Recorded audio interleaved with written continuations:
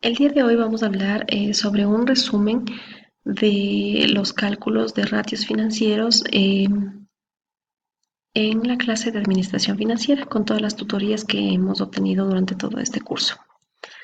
Tenemos una explicación previa en donde yo detallo que el presente trabajo expone las diferentes aplicaciones respecto a índices financieros, cálculos de rotación de caja, capital de trabajo. Este tipo de análisis permite ampliar el criterio de cómo leer un balance de situación financiera y tomar acciones o decisiones sobre sus resultados. Es importante mencionar que los índices analizan el comportamiento económico financiero del negocio, pone eh, o simplifica la toma de decisiones y mejora su gestión. Para comenzar tenemos la rotación de caja para el cálculo de esta.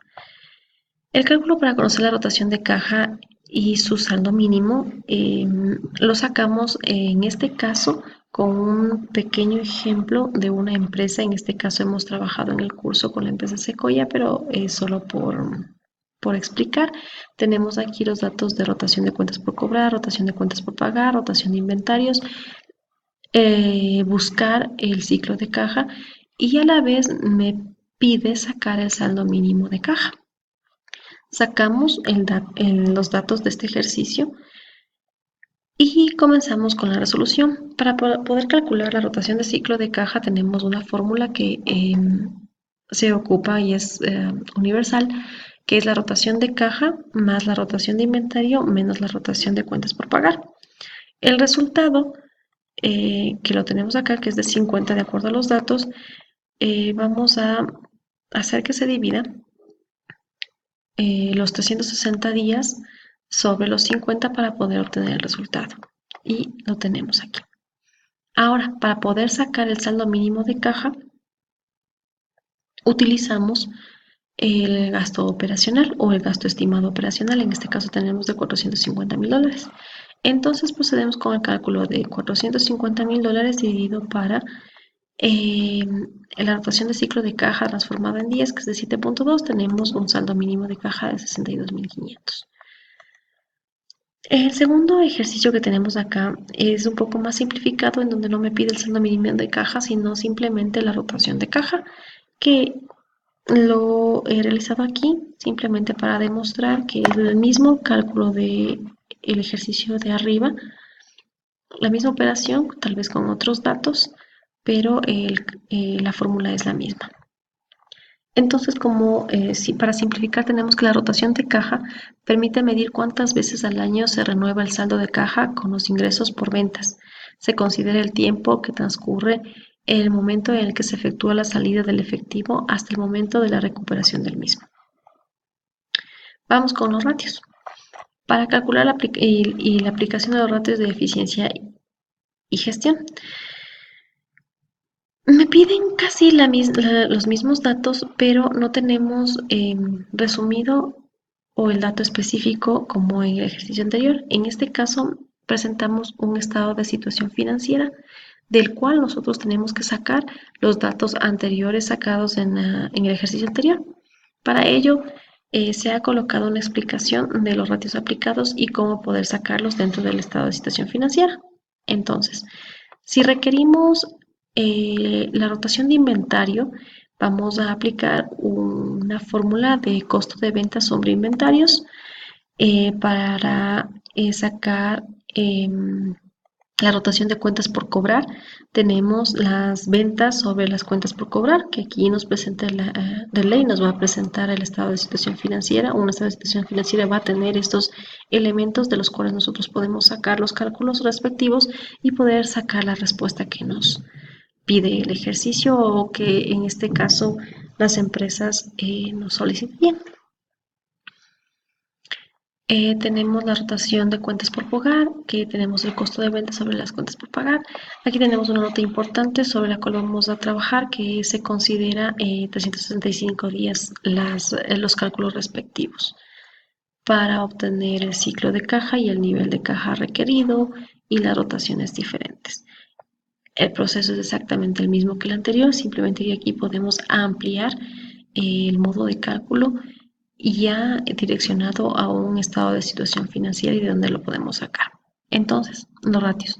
Su cálculo sirve para detectar la efectividad y la eficiencia en la gestión de la empresa, relativas a las ventas al contado, las ventas totales y los cobros y la gestión de inventarios.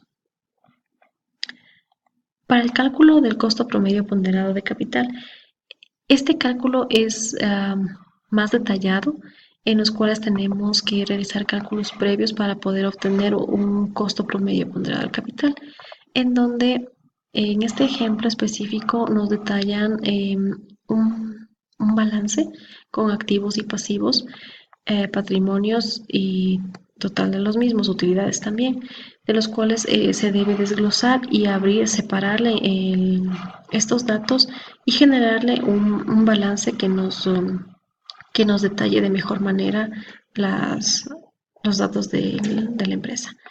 Aquí tenemos que calcular los porcentajes debidos para poder comenzar con mi cálculo del costo promedio ponderado, en el cual necesitamos un dato extra que es la prima de riesgo para poder obtener una rentabilidad esperada y poder terminar con el costo promedio, con el cálculo del costo promedio.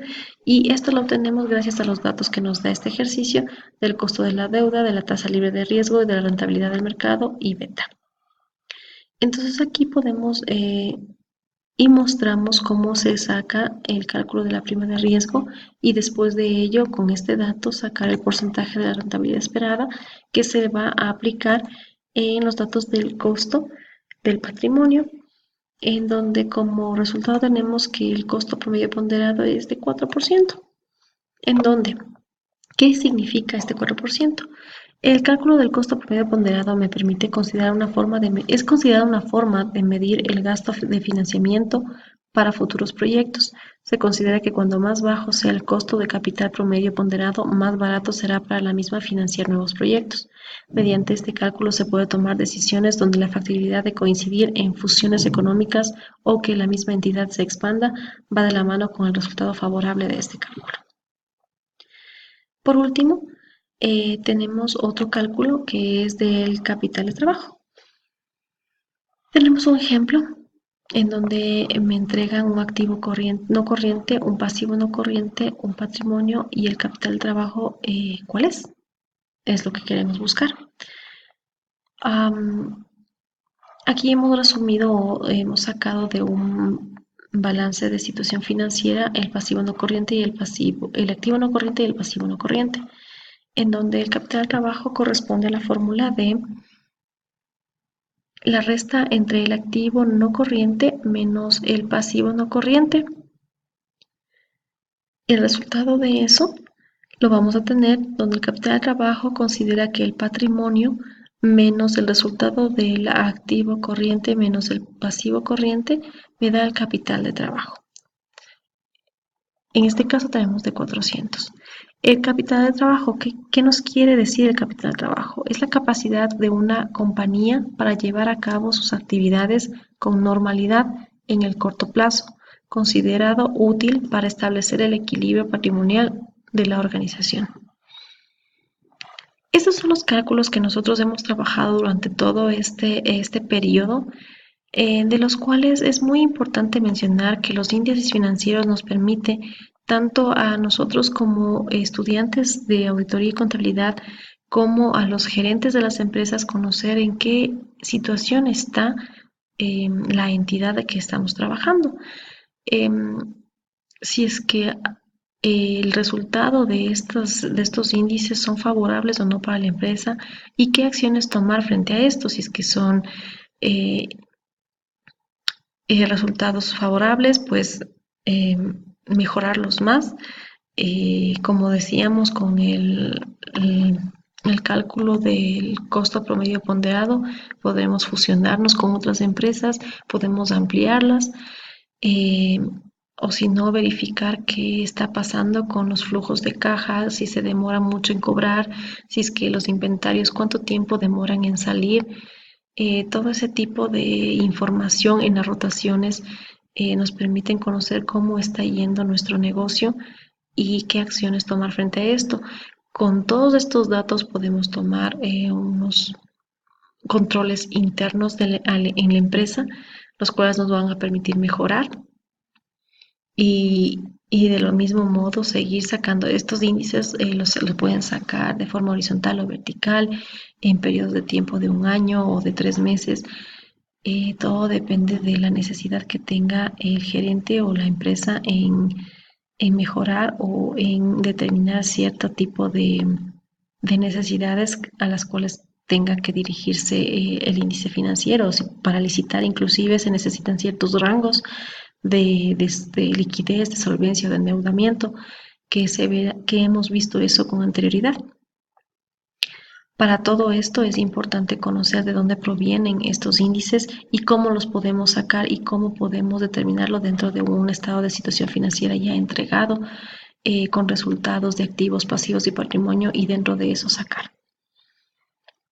Considero que este es un estudio muy importante y que amplía nuestra visión de, de conocer un estado de una empresa, de una entidad, y de tomar decisiones, sobre todo decisiones para que haya un mayor margen de utilidad, eh, una mejor utilización de los recursos, una eficiencia más alta y más cuantificable en diferentes aspectos, en diferentes puntos, como es en inventarios, como es en cuentas por cobrar, como es en cuentas por pagar, en el flujo de efectivo. Todo esto nos ayuda a mejorar en el trabajo. Nuestra entidad debería tomar mucho en cuenta este cálculo para poder generar una mayor eficiencia en la sociedad. Muchas gracias.